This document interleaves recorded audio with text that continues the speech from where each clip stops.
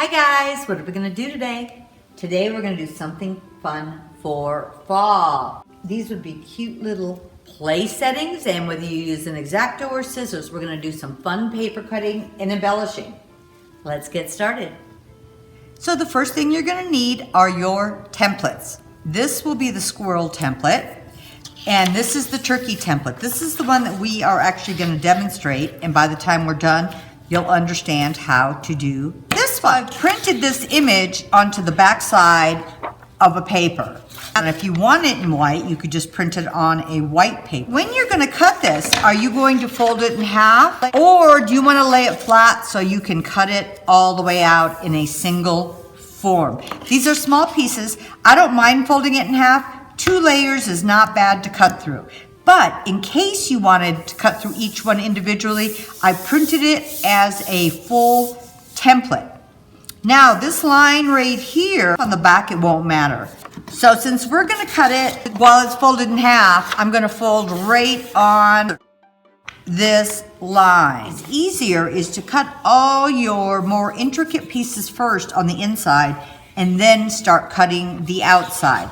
If you feel like it's gonna move, just put a couple staples in your paper and it will keep it nice and tight. I am just going to use my X-Acto and I'm putting it on a cutting board. You can use a piece of glass, whatever you have, or a piece of flat wood.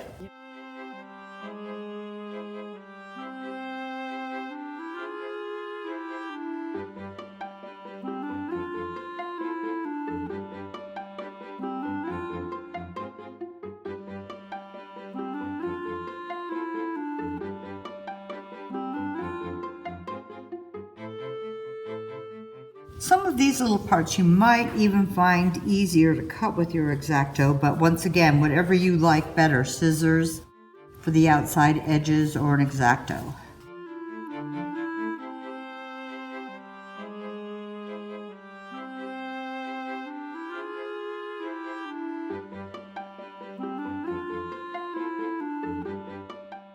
So you're going to continue on, cut all these intricate pieces. And these right here. And then when you're done with that, if you want, you can literally just go with your scissors to do your outside edge. Make sure your piece is folded together and it's holding tightly so you don't ship your edges. So when it is completely all cut out and done, we're gonna open it up and it's all cut like this. So when you're all done, this is the shape you will have. So here it is, and I'm gonna use my Vintage Photo Distress Oxide. You wanna be very careful because these are cut pieces, and lightly just rub over the edges. Don't pull too tightly or you will rip your paper. If you like just the background you had, you don't need to be doing this.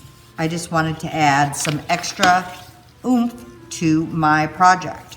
Then what I would do is I would just use any type of a sealer that you would like and put it over the top of this. And then I also cut out another scrap of paper to put a name on it, and I would probably put this on a plate. So here's another way you could finish this. This one I did on a heavier paper, but I just painted it with my DIY colors and then my aging once again, and then I sealed it.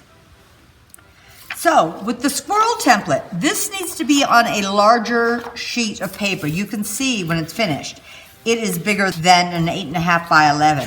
But you can print the template image onto an 8.5 by 11. This is an 11 by 17 sheet of paper. I would fold it in half, print this template onto a thin sheet of paper, and where that line is, I would probably trim this, put it right on the fold of your paper, and put a few staples in here. And once again, you would start with the innermost pieces, the more detailed pieces. Then you could either use your X-Acto or your scissors to cut it out. And this is what you come up with. So here's another one of the squirrels that I painted with the different browns, and I thought this was fun. Maybe even a little wood bowl or a bowl on top of here full of nuts. What a fun centerpiece. So I hope you guys thought this was fun. It takes a few extra minutes, but I think you get a wonderful look at the end. So whether you decide you want to do these at every place setting for your Thanksgiving table, just to have some fun decoration setting out, or maybe a cute little platter with a bowl filled with nuts with your squirrels. Whatever you do, hope you try this out, but have fun.